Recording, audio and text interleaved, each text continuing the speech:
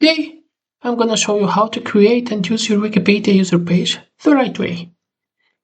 On Wikipedia, your user page is not like socializing anything. It's simply a space where you introduce yourself as an editor. First, go to the top right corner and tap on your username. This will open your user page.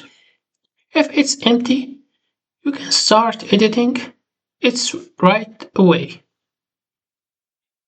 Start with a simple introduction.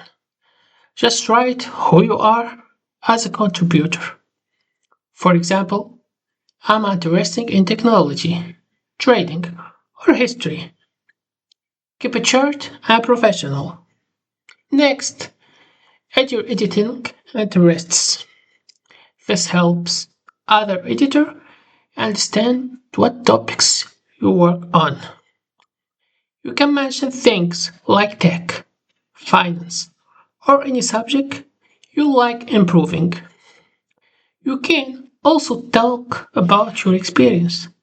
If you're a beginner, just say you are learning. If you already edit articles, mention what you focus on, like fixing error or adding sources. Another important part is your goal. Explain what you want to achieve on Wikipedia, like improving article quality or helping the community. Now, here is something very important.